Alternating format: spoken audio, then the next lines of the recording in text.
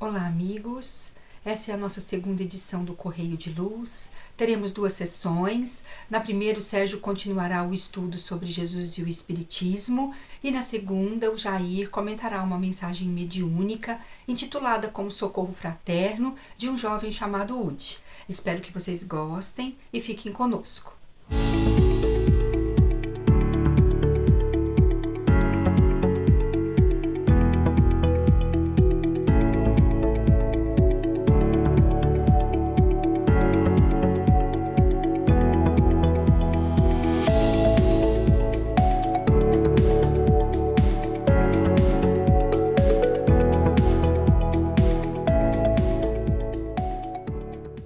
Olá, irmãs e irmãos, muito bem-vindos à nossa segunda edição do Correio de Luz. Nós vamos continuar com a nossa sessão que estuda Jesus e o Espiritismo. Nós estabelecemos na primeira edição um paralelo entre o cristianismo e o Espiritismo, que nós acreditamos ser uma doutrina cristã. E agora vamos dar continuidade a esse nosso estudo, que vai ser feito de forma bem leve, bem rápida. É preciso dizer, e assim nós acreditamos, que é um dever do espírita estudar a vida e os ensinamentos de Jesus. Por que isso? Porque, como dissemos na edição passada, o próprio espiritismo, os próprios espíritos superiores, quando estabeleceram os princípios espirituais, morais e filosóficos do espiritismo, colocaram Jesus como o paradigma moral da humanidade, aquele ser mais perfeito, aquele cujo comportamento deveria ser buscado por todos nós. E mais do que isso, falaram que a missão do Espiritismo seria a de realizar na Terra o reino do bem que Jesus havia anunciado. Esses dois princípios que estão no Livro dos Espíritos nos levam ao dever de estudarmos um pouco mais a vida e os ensinamentos do Cristo. E precisamos fazer isso como espíritas. É bem verdade que há opiniões contrárias, tá? Mas não vamos tratar disso hoje não. Em outra ocasião faremos um estudo a respeito disso. Hoje o nosso foco é outro. Pois bem, o que o espírita deve fazer para iniciar o estudo dos ensinamentos de Jesus? E aqui eu vou lembrar uma advertência que foi feita por Miramês. Um espírito que escreve pela Lavra Mediúnica de João Nunes Maia nos adverte que o estudo do Evangelho de Jesus deve fazer com que o estudioso se coloque num estado um pouco mais elevado de consciência. Ele deve buscar pela meditação e pela prece aumentar a sua energia vibratória, aumentar as suas frequências vibratórias em termos de energias espirituais, para se sintonizar com as esferas superiores, para se sintonizar com os guias e poder receber a inspiração do mais alto, mas também para conseguir entender a essência. Aquele que abordar o estudo do Evangelho de Jesus sem este preparo, sem esta elevação, pode perder a própria essência do ensinamento. Então, a primeira coisa que devemos fazer é, ao estudarmos o Evangelho, procurarmos fazer uma prece, meditar um pouco antes, estar num lugar calmo, para que as nossas energias estejam também mais equilibradas, nossa frequência espiritual esteja mais elevada e possamos nos sintonizar com o mais alto no momento do estudo. Pois bem, estudar o Evangelho de Jesus não é tarefa das mais fáceis, não é uma tarefa simples, não é uma tarefa nem muito agradável. Isto porque no dia a dia nós estamos muito presos nos nossos problemas, nas nossas aspirações mundanas, nas nossas ambições profissionais, financeiras. Estamos sempre com algum problema para resolver, seja do trabalho, seja da família, estamos sempre com alguma coisa para comprar, alguma coisa para buscar. E nos afundamos muitas vezes neste ambiente do qual é muito difícil escapar. E aí nós vamos nos valer de um símbolo que está no próprio Evangelho.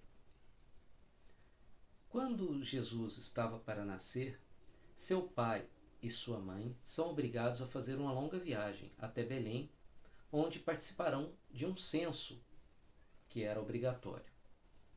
Pois bem, chegando à cidade, encontram todas as hospedarias lotadas, todas as pousadas cheias de gente. Veja, este símbolo remete justamente a esse estado em que nós estamos cheios dos nossos problemas, cheios das nossas dificuldades, cheios das nossas aspirações mundanas. Não temos tempo e nem espaço para deixar que Jesus nasça dentro da nossa alma. Nossa alma está cheia. Todas as hospedarias que nós temos no nosso coração já estão lotadas. E este símbolo remete a nós mesmos. A questão é que, na nossa essência, bem lá no fundo da nossa alma, bem lá no centro da nossa alma, o que existe é Deus. É lá que Jesus, puro e simples como é, vai se mostrar ao mundo, independente do que façamos, porque esta é a lei da evolução. Então, mesmo que na superfície tenhamos as hospedarias lotadas, mesmo que bem na superfície da nossa alma, todos os hotéis, todas as pousadas estejam cheios e nós não tenhamos tempo para receber este Jesus interno, ele vai aparecer. Assim como João e Maria acharam um estábulo bem lá no fundinho, que ninguém sabia que estava lá. Nasceu Jesus junto aos animais, junto àquilo que é puro, junto àquilo que não foi mexido ainda, aquilo que não foi alcançado dentro de nós pelas nossas ambições, pelos nossos defeitos. Ele nasce porque esta é a lei da evolução e ele vai nascer em todos nós. E nascendo, ele vai surgir como uma estrela brilhante no céu que ninguém vai deixar de ver. E aí temos mais um problema. Quando Jesus nasce, mesmo com as hospedarias da nossa alma todas lotadas, ele começa a mostrar a mudança. Quando Jesus nasce dentro da nossa alma, nós começamos a ver a mudança, começamos a ficar mais solidários, começamos a ficar mais aptos ao sacrifício, ao amor ao próximo, e isso incomoda as nossas próprias ambições. A gente pensa assim, puxa, eu estou ficando tão humilde, mas eu queria tanto aquele emprego, eu queria tanto aquela casa mais bonita. Essa humildade toda vai me atrapalhar.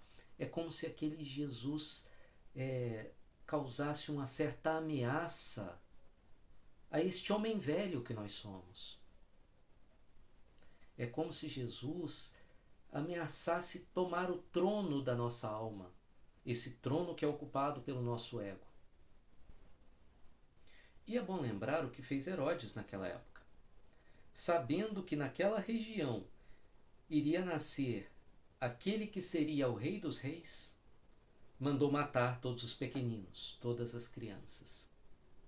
É o que acontece também dentro de nós.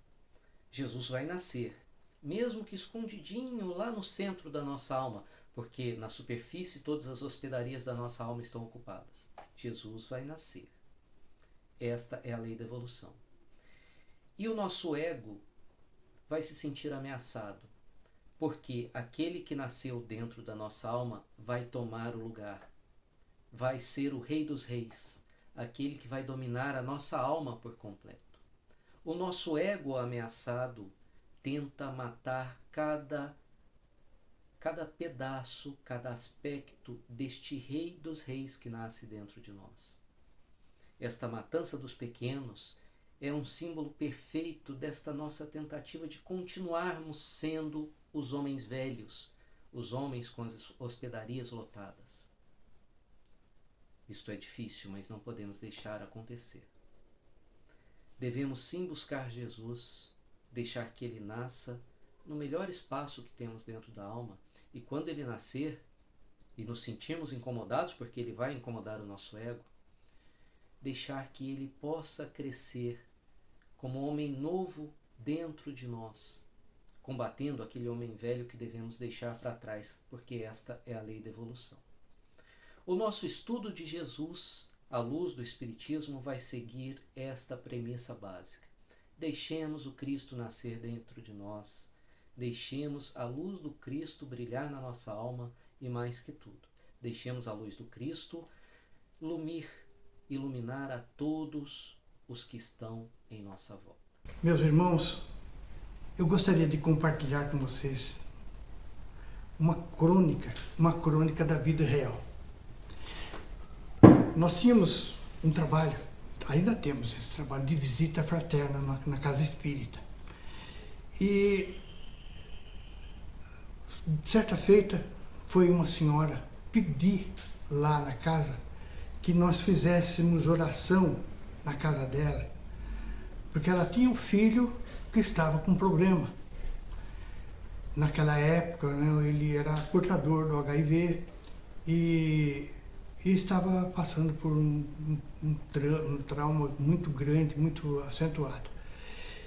Então nós nos propomos a visitá-lo e fomos. Realmente no domingo de manhã nós fizemos uma visita. Ele era um jovem, casado, tinha família, tudo.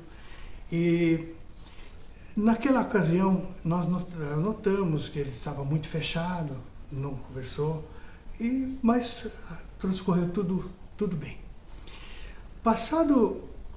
Durante a semana, aquela senhora foi até a casa espírita e contatou pedindo que não voltássemos mais.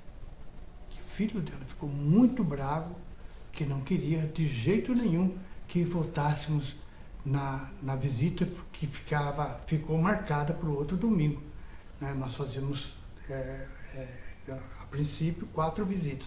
Se for necessário, a gente fazia mais. Então, estava marcado. Aí ela veio e falou, pediu muita desculpa, mas o filho dela era o dono da casa, ela morava com o filho, e ela falou que não, que o filho não queria. E nós esclarecemos a ela o seguinte, que aquilo era um trabalho nosso e nós íamos voltar sim. Se eles não permitissem, simplesmente nós continuaríamos, faria outra visita, não haveria problema nenhum, não ia ficar chateado por isso, de forma alguma, mas que nós iríamos lá, isso iríamos sim. Já estava marcado, a gente ia cumprir a nossa programação. Ela ficou assim, parece que estava até com medo, mas acabou indo embora, apreensiva. E quando chegou no domingo, nós avisamos o restante do grupo, olha, aconteceu isso, nós vamos lá, mas tudo bem, se a porta estiver fechada para nós seguimos o nosso caminho, temos outras visitas. Então, tudo bem, chegamos lá, fomos chegando lá onde ela morava e, para nossa surpresa, sabe, ela já estava no portão. Surpresa maior ainda quando ela abriu o portão e pediu para nós entrarmos. Nós estávamos esperando chegar lá e ela falou, vocês vieram, perderam seu tempo. Não perdemos, porque nós não estávamos perdendo tempo, né? De forma alguma. A gente estava trabalhando e aquilo era uma visita que a gente ia fazer, se deve ser certo, deu, se não deu, a gente seguia em frente. E ela mandou a gente entrar, abriu o portão e abriu a porta. Nós chegamos na salinha lá onde a família, estava toda a família reunida. Estava até a esposa, que antes não estava lá também. Achei isso até estranho. Fizemos nosso trabalho e fomos, né, saindo, fizemos a oração, né, o evangelho, da forma como nós sempre fazemos. E quando chegamos no portão, essa senhora contou. Disse o seguinte, que naquela semana, na noite de sexta-feira para sábado à noite, o filho dela teve um sonho, por volta de 2 horas da madrugada, um sonho assim, muito vivo, muito real. E ele viu todos os amigos dele, sabe, que já haviam desencarnados com HIV, que gritavam e puxavam ele, falavam o nome dele, venha, e ele lutando para não ir com os amigos. E até que ele acordou completamente desesperado, acordou a família inteira. Eles levantaram, fazendo uma oração, foi um problema sério. E aí ele falou para a mãe dele que podia deixar que aceitar a nossa visita. E fizemos aquela visita, não só aquela, daquele dia em diante nós passamos a visitar aquele lar, porque ele não ia no centro, não ia. Ele não tinha qualquer vocação religiosa. Mas nós começamos a frequentar, a família dele chegou até a aumentar, nasceu até mais uma criança, e nós fomos fazendo visita, mas ele não conseguiu conter a inclinação dele pelo vício, sabe? Ele fazia tratamento, sabe? E nós acompanhávamos o tratamento dele no hospital, as internações, mas realmente ele não teve força. Quando passou um determinado momento, ele fez a sua passagem, foi embora, e nós perdemos o contato com o Cássio. Passado um tempo, nós recebemos uma mensagem que foi confirmada posteriormente. Foi uma coisa estranha, porque a mensagem veio através de um outro espírito que foi assistido no centro, mas em espírito, né? não fisicamente, chamado Woody de Woodstock, né? Dos Estados Unidos. Esse jovem também tinha o mesmo problema desse jovem aí que nós estamos falando, e aí ele escreveu uma mensagem que nós temos aqui, e essa mensagem foi confirmada pelo nosso Frei Eleutério, que confirmou a mensagem para nós. E a mensagem dizia assim: socorro fraterno. Vou ler para vocês. Orávamos em casa de Eurípides quando um mensageiro do mais alto veio trazer-nos o pedido de socorro. O grito da agonia passou a estalar sobre os nossos ouvidos e as nossas fibras mais íntimas começaram a vibrar com mais ardor. Disse-nos o mensageiro que nos prontificássemos para que saíssemos em operosa vigilância no atendimento daquele nosso irmão necessitado. Orávamos mais fervorosamente e deprecamos a Deus com todo o nosso coração. A luta que iríamos travar contra os nossos pesados pensamentos seria intensa. Deveríamos esquecer completamente e assim prepararmos-nos de fato para aquela tarefa. Estávamos em 6 pessoas sob os cuidados do irmão Eleutério. Saímos. Chegamos à zona cuja luz ia se desaparecendo à medida que nos afastávamos de casa de Eurípides. Extensa caravana de irmãos perturbados tentava diminuir a nossa marcha. Tentavam, com palavras de baixo calão, demover-nos da ideia de prestar auxílio ao irmão que, em prantos, ouvíamos. À medida que avançamos mais e mais, se nos adentrava o cheiro putrefato daquele ambiente tétrico. O vozerio gutural daquelas almas era estarrecedor. As feridas expostas na alma daqueles pobres coitados exalavam um cheiro suportável, quase que completamente asfixiante. Eleutério prosseguia firme, com o sorriso estampado no rosto, cheio de alegria por poder servir. Não tardou, contudo, após atravessarmos o véu escuro daquele suplício humano, para acharmos-nos junto às cavernas, que em muito lembravam aquelas regiões do mundo físico onde ocorre a frequência de vulcões em erupção. Tudo em derredor lembrava-nos a paisagem hostil dos mais tormentosos lugares da Terra. Alguém que, a querer comandar aquela acre região, tentou malbaratar nossa diligência, ao que Eleutério, expedito, conseguiu com carinho fraternal convencer. Subimos alguns cumes e chegamos até um compartimento daquelas rochas, em forma de labirinto, e sem a menor reste de luz. Os gritos do amigo que clamavam por socorro se intensificavam. Choro intenso, lamúria, vozes clamando por ajuda. Chegamos até o nosso irmão. Seu pedido era para nós profundamente sentido. A nossa presença, seus olhos, como que enceguecidos pela ausência de luz, traziam as órbitas profundamente saltadas. Seu rosto desfigurado era a própria expressão de horror que se verifica junto do coração daqueles que agonizam à própria sorte. Agarrou-nos Cássio aos pés e disse, firme e veemente, que Deus, enfim, havia escutado os seus apelos. dizendo palavras desconexas, chorava copiosamente. Quando de fato conseguimos dizer o nome de Jesus, uma luz de incomensurável radiação se fez no ambiente. Vozes angelicais cantarolavam suavíssima canção. As correntes angelicais do bem haviam chegado. Os socorristas dos altiplanos desciam à nossa humilde presença. Eram os socorristas de Maria. Eleutério, em lágrimas de sublime alegria, elevou seus olhos aos céus e teceu comovedora prece. Tomou nosso irmão nos braços e mostrou a luz que provinha das alturas. Até que atingíssemos a casa de Eurípides, a luz em instante algum nos abandonou. Nosso irmão foi prontamente amparado pelos irmãos da seção de amparo imediato. Muita experiência nos trouxe a alma tal diligência, porquanto estávamos apenas em 6.